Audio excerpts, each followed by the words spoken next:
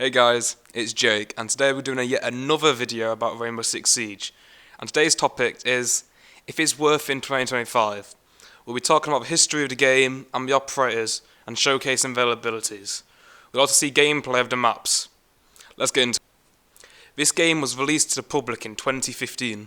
They released it as a tactical shooter which caught a lot of attention to the game. It is a 5v5 style of fighting where one team attacks a location and one team has to defend it against them. Each specific operator has a specific ability to use in fights. At the beginning of the game, there are 4 groups of operators.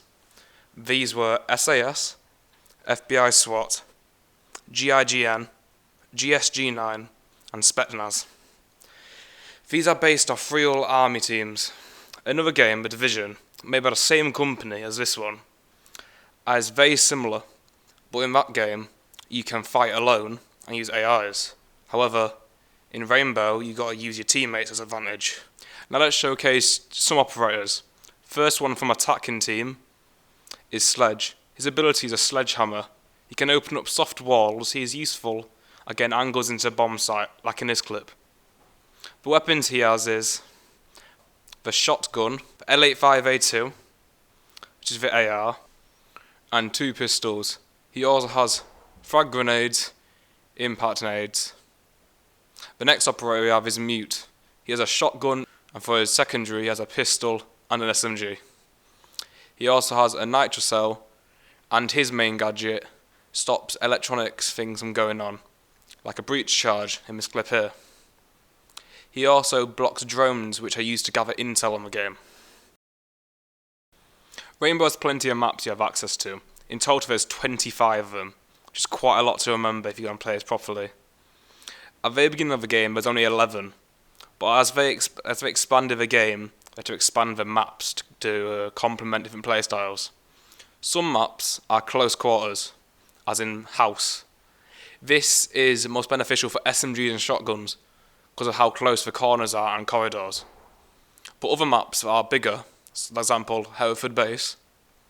They have long corridors and their rooms are more spread apart. This means that ARs are more useful as more distance, DMRs and snipers in some occasions. In this game there are 3 game modes you can choose from. There's Quick Match, where the game is shorter and players don't try as much. This is usually just a warm up for the other games. Then there's Standard. Standard is similar to Ranked, but it doesn't affect it.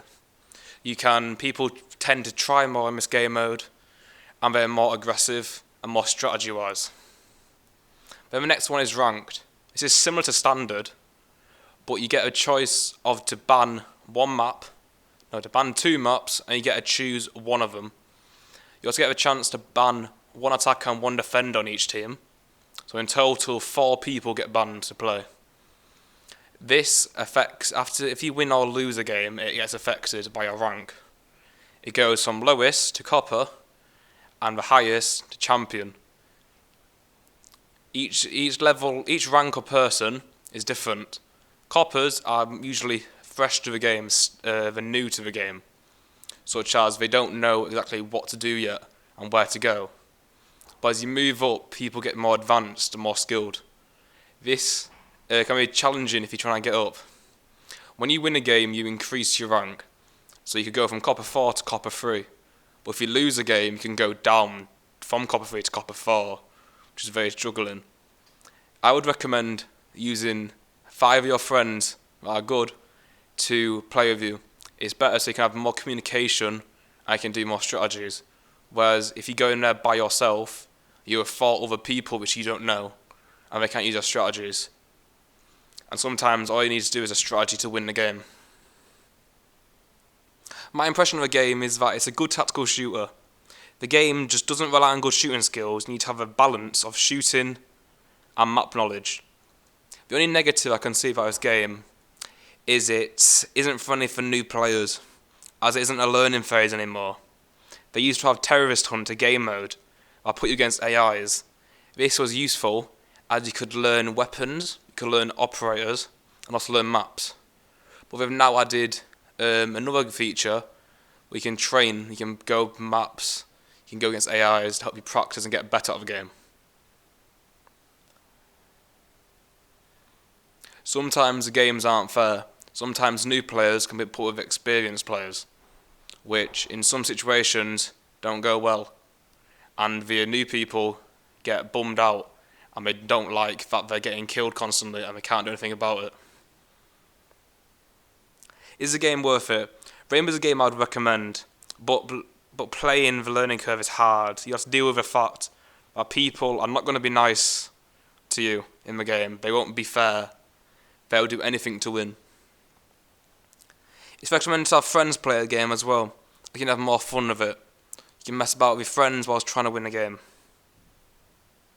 You'll have to learn knowledge of this game, like map knowledge, how to set up a bomb site, how to attack. This all matters. If you do a bad defense, then the other team can easily defeat you. But if you do a bad attack, then the defenders can easily defeat you. It all matters about strategy. A tip I recommend is watching YouTubers who play the game as well. By doing this, you can see how they play and what strategies they do and where they play from. Like what not to do, what to do. This has benefited me to play this game, as I now know what to do and what not to do. The game requires a lot of learning. You will die all the time, you'll die tons, but every time you die you learn something better and you get better at the game. And then eventually you will, instead of be losing, you'll be beating them. This game is also fun to play. You can have a lot of messing around with your friends playing this. The only problem is, sometimes it can get a bit serious. Alright, thank you for the video guys, and we'll see you on the next one. Out.